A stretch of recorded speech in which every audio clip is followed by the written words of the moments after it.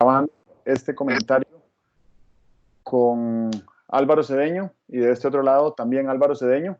Así que los Álvaro Cedeños ofrecen este pequeño diálogo. Lo primero que quiero hacer es poner un cronómetro regresivo para que al momento de que se marquen 25 minutos lleguemos al final de esta conversación y que podamos irnos acostumbrando nosotros a este formato y que los que tienen la voluntad de escucharnos también sepan que cuando nos oyen, nos oirán por este tiempo. Te cuento que esta mañana tuvimos un incidente acá, se nos metió una ardilla en el jardín y no había cómo sacarla. Entonces yo hice lo que me pareció más sensato, que fue abandonar la situación y dejar que las mujeres fueran las que se encargaran del asunto, ya que ellas son más sensibles, más ingeniosas y se conducen mucho mejor bajo estrés. Buenos días, ¿para qué estamos acá? Bueno, me has invitado y me da mucho gusto aceptar la invitación a esta conversación para tratar de dimensionar la crisis no desde el punto de vista biológico, no desde el punto de vista económico, sino para que tratemos de darle una dimensión existencial, de futuro, de visualización a esta crisis que estamos compartiendo. A propósito, tu artículo que publicaste el lunes pasado y que tus seguidores habrán recibido por correo electrónico, los que quieran se suscriben a alvarocedeno.com. En esa página web tienen acceso a 1200 artículos y además todos los lunes les llega por correo electrónico el nuevo artículo semanal. Este artículo de esta semana me parece que tiene muchísimo potencial para contribuir con varios aspectos que son necesarios, herramientas que son necesarias en estos momentos donde nos encontramos en una turbulencia. Y en esa turbulencia siento que necesitamos navegar y creo que el aporte que has hecho nos ayuda a navegar en esa turbulencia. Lo primero que querría que comentáramos es precisamente el enfoque sistémico de la turbulencia y de sus implicaciones. Bueno, durante muchos años, siglos tal vez, nos hemos acostumbrado a pensar de manera lineal. Una determinada causa desencadena un determinado efecto y ahí se acabó la cosa. Movemos el badajo de una campana, suena el sonido de la campana y se terminó. Pero resulta que nos hemos venido convenciendo a lo largo del tiempo de que hay una interdependencia muy estrecha entre distintos elementos de lo que pudiéramos llamar genéricamente la realidad. Esa realidad es compleja, tiene esas múltiples interacciones y en este momento creo que estamos enfrentando una de las consecuencias de la profunda interacción que hay entre distintos elementos que están jugando en la crisis. Es impensable que un brote en China se difunda a Occidente con la velocidad con la que se difundió. Solo que ahora ya no viajamos en diligencia o no viajamos a caballo. Posiblemente la peste bubónica también arrancó en Oriente, pero viajaba al paso a que viajaban en la Edad Media los comerciantes. De manera que hoy estamos enfrentando una de las consecuencias de la globalización, una de las consecuencias de la forma como nos hemos venido interrelacionando. Eso nos obliga a que pensemos en las consecuencias de nuestro propio comportamiento. Ha quedado muy claro en las recomendaciones de salud que se nos han estado dando que cuando nos recluimos en la cuarentena y no salimos de la casa, estamos no solamente cuidando nuestra salud, sino cuidando la salud de múltiples otras personas que podrían ser susceptibles de contagio si nosotros nos transformamos en transportadores del virus o en portadores del virus. Ese es un enfoque que tenemos que tener tanto para esta crisis como para otra crisis que tenemos ahí a la vista, que no se ha agudizado, creo que no se ha agudizado a los niveles a que podría llegarse a agudizar, que es la emergencia climática. A mí me parece que una de las conexiones interesantes que podríamos hacer en este momento es pasar todo el razonamiento que estamos haciendo con respecto a la crisis sanitaria, pasarla a la crisis climática, porque creo que hay una serie de conexiones, analogías y sobre todo una evidencia de cuán interrelacionados estamos sistémicamente. Cuando hablo de sistema, de lo que estoy hablando es de un conjunto de elementos que conviven, accionan con un determinado objetivo. La humanidad, los medios de salud, los transportes, la economía, todos son espacios en los cuales interactuamos y en esos espacios estamos provocando efectos para toda la comunidad o provocando efectos para otras personas individuales. Por eso digo que estamos interrelacionados sistémicamente. Mencionaste hace unos instantes a China y escuché hoy en la mañana el programa de Delfino Café para Tres, donde entrevista al doctor Christian Marín Müller, y el doctor Marín dice que deberíamos de dar gracias que este virus se origina en China, porque el Estado chino, a pesar de que cometió varios errores al inicio de la emergencia, tuvo la capacidad, porque él tiene la capacidad, la autoridad, el músculo político, la institucionalidad y el rigor cultural y la disciplina para hacer una cuarentena de unas 700 millones de personas a la vez. Y eso nos permitió entender muchísimo mejor la enfermedad, su capacidad viral de propagación y además darnos lecciones de qué debemos hacer los demás países del mundo cuando el virus llegue, porque se desplaza, bueno, hoy se desplaza en avión.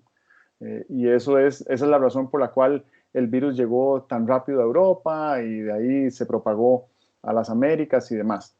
Eso creo que nos hace pensar que las lecciones chinas son de enorme utilidad y deberíamos de estarle prestando muchísima atención a lo que dijo ayer el jefe de la misión de la Cruz Roja China, que está en Italia en misión de cooperación internacional. Mandaron un avión hace unos días lleno de médicos y lleno de equipo para ayudar a la situación en Italia. Y a pesar de que Italia ayer vio morir a 427 personas y que toda esta semana ha visto morir de 400 para arriba por día, tuvo la asertividad de decir, Italia no está haciendo lo suficiente para contener la epidemia. La gente se sigue contagiando. Y bueno, hablaste ahora de la emergencia climática, que creo que es importantísimo. Obviamente hay unos paralelismos que son muy útiles y otros no tanto, porque esta crisis se nos vino encima en semanas. El 20 de febrero, solo en China se estaba hablando del coronavirus. Y hoy estamos hablando del coronavirus, todos nosotros acá en Costa Rica. Ese enfoque ambiental, digamos, climático, yo creo que la importancia que tiene es entender que los efectos climáticos, aunque se miden en el largo plazo, tienen rupturas. Y esas rupturas, como decir un huracán de unas dimensiones inusitadas o una sequía o un incendio forestal muy amplio, tiene unos efectos muy severos también. Yo siento que hoy en día lo más apremiante para cada uno de los costarricenses no es tanto la crisis biológica ni la crisis de salud pública como lo es la crisis económica. Y en tu artículo del lunes hablabas de que si nosotros entendiéramos que la pobreza es una epidemia, deberíamos de lanzarnos a erradicarla. Y qué oportunidad más buena para lanzarle la guerra a la pobreza que esta, que es prácticamente un borrón y cuenta nueva en las culturas del mundo y en la forma como organizamos socialmente nuestras economías. Sí, yo pienso que esta crisis y este tiempo del cual estamos disponiendo, sobre todo esta música de fondo que tenemos, porque hay una música de fondo, yo a veces la oigo con notas muy lúgubres, a veces la oigo con notas de optimismo, pero creo que la música de fondo que tenemos en estos días no es la charanga de siempre. Estamos en tiempos de gravedad, estamos en tiempos de contemplación y pienso que es un momento importante como para que pensáramos en problemas crónicos que tenemos a la vista. Pienso, por ejemplo, en el desbarajuste que traerá sobre la ocupación, sobre los ingresos salariales, sobre las ganancias de las empresas, sobre inversiones y tal, esta cuarentena. Si la baja en el consumo se escucha. Usted escucha en cualquiera de los barrios nuestros unos sonidos distintos a los que escuchábamos hace 2 meses. Hoy no escuchamos los transportes pesados pasando por ahí, hoy no escuchamos los buses con la frecuencia de siempre. Hay un gran silencio. Bueno, es un silencio importante para pensar. Estoy pensando en cuántas personas tenemos la capacidad de absorber el golpe, la capacidad de ver reducidos nuestros ingresos por un cierto tiempo, pero hay personas que viven al día. La primera constatación que tuve de esto fue en unas horas después de que se declarara la emergencia y se hicieran recomendaciones sobre aislamiento y tal. No le abría a las personas en los semáforos, a las que venden lapiceros y chupachups, simplemente para mantener la distancia. Bueno, esas personas se deben haber visto afectadas en horas y sin duda son personas cuyo ingreso diario depende y sustento diario depende del ingreso que hagan en las paradas en los semáforos vendiendo esas cosas que venden. Desde luego, los empleados de la industria turística, los empleados de los hoteles, los empleados de los bares y restaurantes ya están enfrentando la posibilidad de que se disminuyan sus horas de trabajo y se van a disminuir sus horas de trabajo no con la modalidad de vacaciones, no, se van a disminuir con la modalidad de trabajo no realizado, ingreso no disfrutado. Entonces, estoy pensando en cuánto de lo que está ocurriendo nos pone enfrente de los ojos el problema de la pobreza, que lo hemos tenido presente hace mucho tiempo y ante el cual se han hecho la sociedad costarricense, iba a decir el Estado costarricense, la sociedad costarricense ha hecho esfuerzos por mantener unos programas de soporte, de apoyo socioeconómico importantes y los hemos financiado con impuestos, sin duda, empresas, asalariados, etcétera. Hemos financiado eso, pero seguramente no ha sido suficiente. Seguramente, a la vez que hemos mejorado algunos aspectos de la pobreza, hemos puesto bombas de tiempo como para que el problema de la pobreza recrudezca en el futuro. Un ejemplo, hemos venido dejando que se deteriore la educación pública costarricense. Y la educación pública costarricense siempre fue el colchón en el cual nos apoyamos los que teníamos menos medios para esperar un futuro mejor. Desaparecida la excelencia en la educación pública costarricense, la posibilidad de que la gente que está recurriendo a las escuelas públicas tenga mejores situaciones económicas en el futuro, se va reduciendo. Eso también plantea un problema de desigualdad, porque hoy en día tenemos excelentes entidades de educación privada, pero hay que pagarlas, y hay que pagarlas a un precio que es creciente, lo cual fácilmente es demostrable que las personas que están en una situación de poder pagar, las familias que están en una situación de poder pagar la educación pública, están heredándole a sus hijos un futuro más promisorio que el que le están heredando quienes tienen a sus hijos en la educación privadas.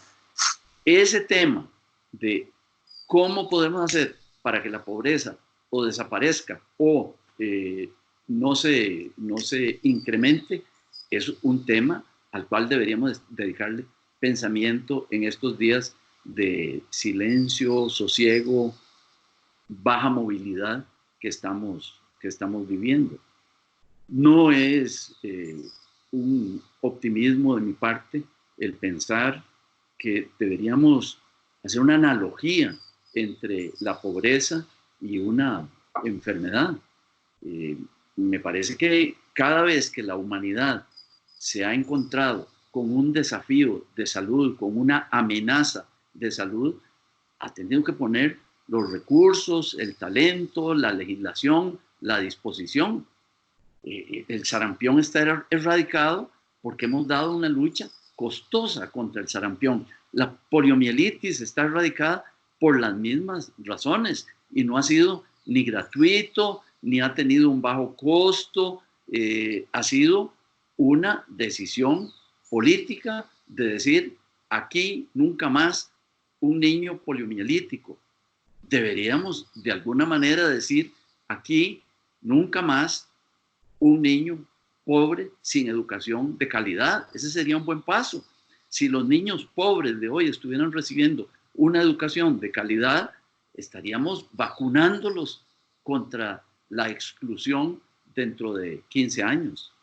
Eso es el tipo de cosas que me parece que deberíamos estar pensando, por lo menos nosotros los que tenemos tiempo para pensar, porque veo que hay personas en el gobierno haciendo una estupenda labor de manejo de esta crisis y no vamos a hacer la injusticia de pedirle al ministro de Salud o al presidente de la República que estén pensando en estos temas.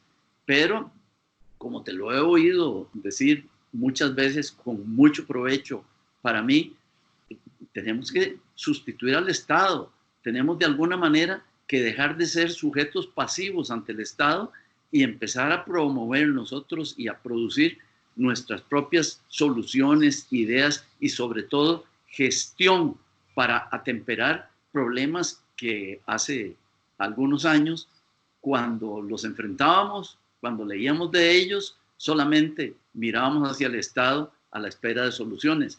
Hoy en día, uno de los propósitos con los que deberíamos salir de esta crisis es que, si bien o ya que hemos logrado contribuir, como estamos contribuyendo, a detener la velocidad del contagio, que hagamos otras contribuciones en el futuro para atender otros problemas sociales, humanos, que tenemos a la vista, que los hemos tenido ahí en agenda por mucho tiempo y a los cuales o no les hacemos nada o esperamos a que sean otros los que les hagan cosas. Llegó el momento de dar un paso adelante, cada uno de nosotros, individuos, para sumar, para co-crear, como has dicho varias veces, para tratar de encontrar soluciones conjuntas. Bien, me parece que uno de los problemas principales que hay dentro de esta complejidad sistémica es que estamos operando, como se dice en inglés, desde el paradigma de business as usual. Y lo que necesitamos es operar desde el paradigma de business unusual. Voy a tratar de traducir eso. Business as usual es el paradigma tradicional de cómo habíamos venido pensando prolongadamente antes de la crisis, y después de la crisis tenemos que empezar a pensar de otra manera, que es una manera inusual de pensamiento. Albert Einstein famosamente decía que no se puede resolver un problema pensando de la misma forma como pensábamos cuando caímos en él. Y no estoy diciendo que hemos caído en esta crisis por un paradigma de pensamiento, por una forma de pensar, pero definitivamente para lidiar mejor con esta situación y para salir de ella de una manera eficaz, sostenible, vamos a necesitar pensar de una manera inusual. Y ahí me gusta muchísimo el ejercicio de pensamiento, de diseño de políticas públicas, que sugiere una metodología por medio de la cual, para lograr que una política pública sea efectiva desarrollando a una población, hay que identificar el 50% más vulnerable de la población meta que uno quiere atender por medio de esa política pública. y buscar los mecanismos, diseñar los mecanismos de política pública para que el impacto que sufra esa mitad más vulnerable sea el máximo posible, maximizar el impacto. Si lográramos hacer eso, sucederían dos cosas. La primera es que esa mitad más vulnerable avanzaría más rápido de lo que ha avanzado tradicionalmente. Y la segunda es que la otra mitad, menos vulnerable, por supuesto que también va a avanzar, porque le va a generar un efecto de empuje hacia arriba. Y pensando precisamente en nuestra población más vulnerable, en el 50% más vulnerable de los costarricenses, me gustaría que termináramos esta conversación hablando sobre la solidaridad, que siento que es un tema que por múltiples razones, sobre todo por tu larguísima experiencia y sabiduría, manejas con mucha propiedad, y querría que nos hablaras un poco sobre la solidaridad. Yo pienso que el ser humano es egoísta por naturaleza y hay incentivos para que sea egoísta, ¿verdad? Si puedo comprarme cosas muy lindas con mi ingreso, yo voy a ser muy cuidadoso de que mi ingreso no me lo toquen, ¿verdad? Voy a ser muy cuidadoso de preocuparme por hacer el máximo ingreso y tal. Eh, pero también creo que tenemos semillas de solidaridad como sociedad. En este momento estamos unos haciendo cosas por los demás. Yo me pongo a ver a los jóvenes que se están quedando en sus casas, que están dejando de ir a bares, a sus lugares de reunión y tal y cual, y siento que están haciendo un esfuerzo principalmente por preservar la vida de los que somos más vulnerables. En este momento yo me siento objeto de la solidaridad de los jóvenes. Y pienso que este ejercicio de darnos cuenta de cómo sacrificar un poco mi bienestar, sacrificar un poco mis gustos y tal, para que otra parte de la población esté más segura, es un ejercicio de solidaridad. Desde luego lo estamos haciendo ante un socollón majestuoso, ¿verdad? Enorme. Tenemos posiblemente ninguno de los que estamos vivos en este momento hemos vivido una crisis de la intensidad y la amplitud de esta crisis que estamos viviendo. Bueno, si esto nos lleva a activar el resorte de la solidaridad, creo yo que deberíamos hacer saltos, trasladarnos de esta mesa de trabajo a otra mesa de trabajo que nos está esperando para cuando termine esta crisis. Hoy la mesa de trabajo consiste en evitar la aceleración de la crisis de salud.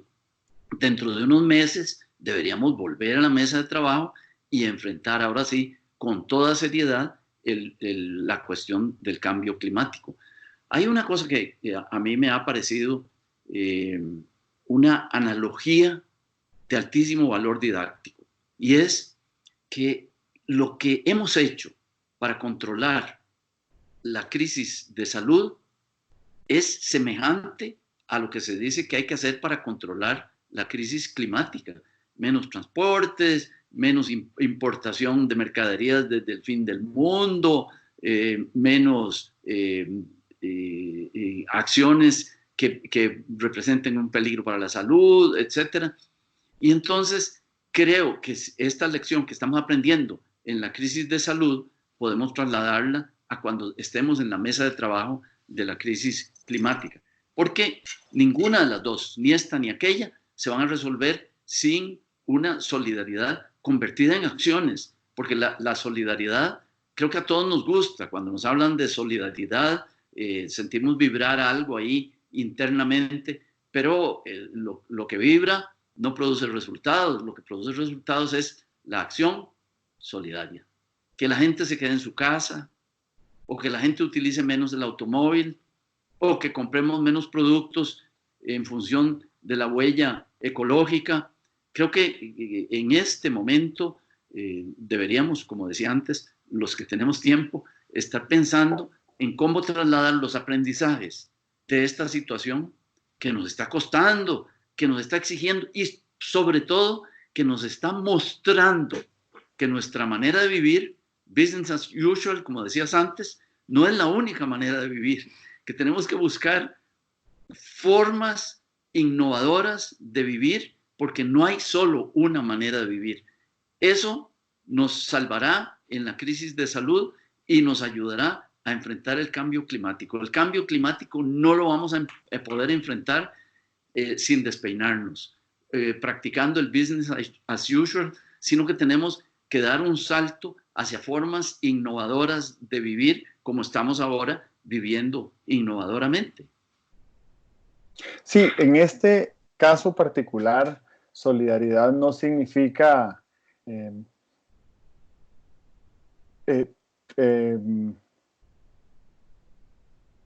la tosca herramienta en arma a trocar. Eso no es lo que significa solidaridad. En este momento solidaridad significa quedarse en casa. Y creo que eso es el mensaje principal de toda esta campaña, es la pieza de comunicación que tiene que calar no en una masa crítica de la población, sino en toda la población. Vienen 10 días absolutamente críticos para la expansión exponencial del contagio y necesitamos estos 10 días desde hoy, viernes 20 de marzo, hasta el sábado, domingo 5 de abril, ya no recuerdo muy bien qué fecha cae ese fin de semana, que es el domingo de Ramos. Necesitamos estas 2 semanas quedarnos en casa seriamente. Se nos acabó el tiempo, pero vamos a volver después de ver tu artículo del lunes. A los que se quieran suscribir a la página web alvarocedeno.com, ahí se registran y reciben el artículo a las 4 de la mañana de los lunes. No lo tienen que leer a esa hora, por supuesto, pero si madrugan, ahí lo van a tener. Y muchas gracias por estar acá. Saludos, papá. Muy bien, nos vemos. Chao. Dios.